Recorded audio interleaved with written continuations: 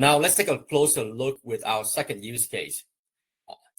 The second use case here, procurement team typically are overwhelmed, even when better pricing is available.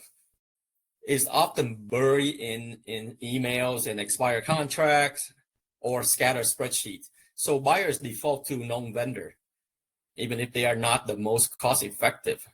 So in this demo, this agent takes the forecast demand we just generated that we saw in the last demo and runs across a cost optimization engine across vendors as well.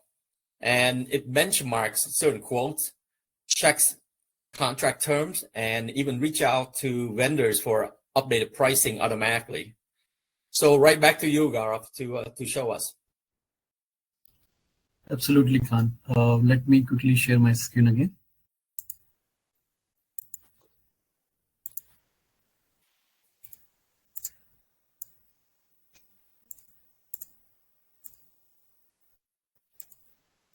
Okay. So let me go back to the second use case. Okay. So this use case, we again, the starting point is again the spreadsheet. Okay. And so again, as was explained, right, this is a demo, so we are using the spreadsheet as input and output, but in real world situations, it can integrate with any ERP systems, any like CRM system, or any other system that you have, right? So it's like, but yeah, to keep it simple, we are just doing the spreadsheet. So coming back to the point side, so this is the output from the last step, and this is going to the input from the for the current step. So we predicted, okay, this is going to be the forecast for next 6 months, right? And so coming back, so what we are going to do is like we are going to contact different vendors. So what the system is going to do, it's taking the data and it sees, okay, these are the we have identified the items that we want to order, and we have identified the quantity of how much quantity we want to order for each of the items, right? We want.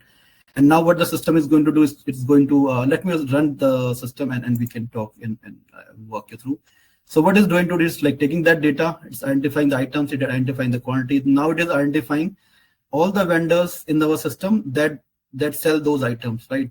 There are specific vendors that those will be selling these items. And while selecting those vendors, it is also checking for their contracts. So what it happens is like sometimes their active contracts are there, right? And sometimes there could be a case that the vendor that we selected, the contract has just expired, right? And we don't want them to engage with that vendor until the contract has been renewed. So it will, in that, before sending the emails and selecting the vendor, it was going to check the contract as well.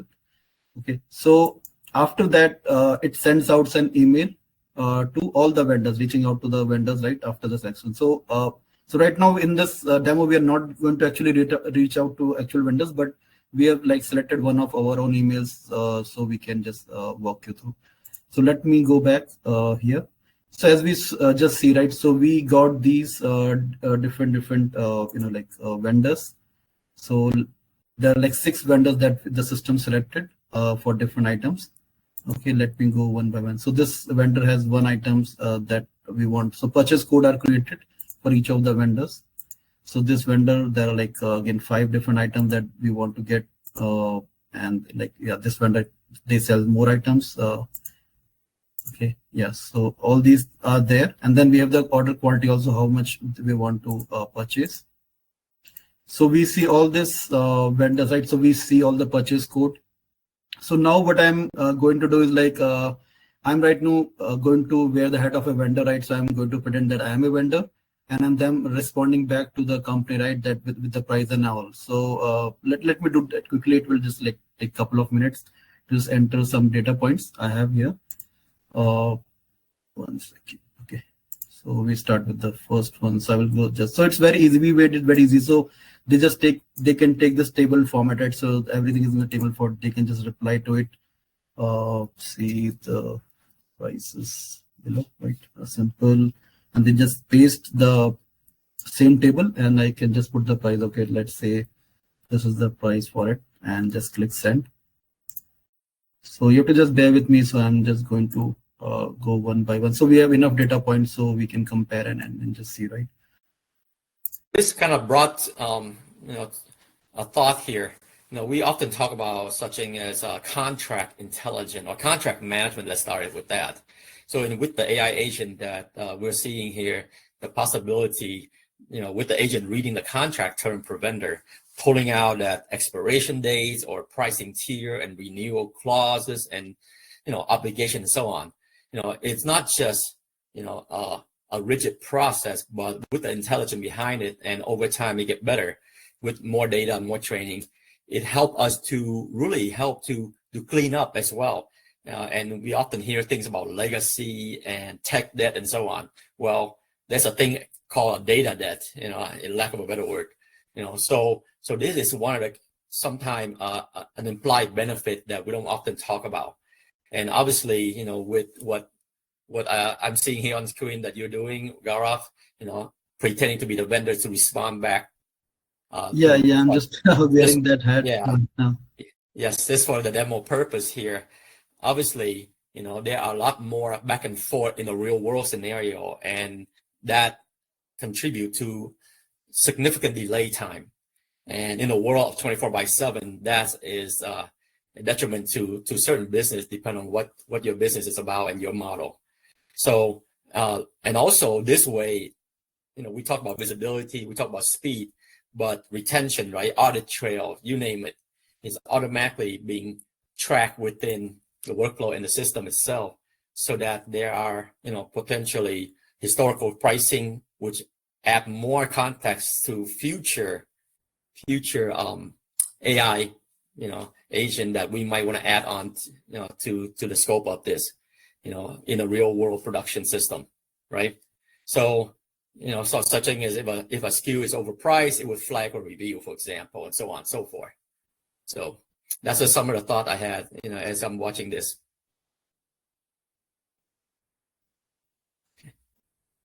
Gaurav and Khan, we are receiving a few questions coming in, and just to let everyone know, we will get to those questions at the end, once we are done with the live action demo.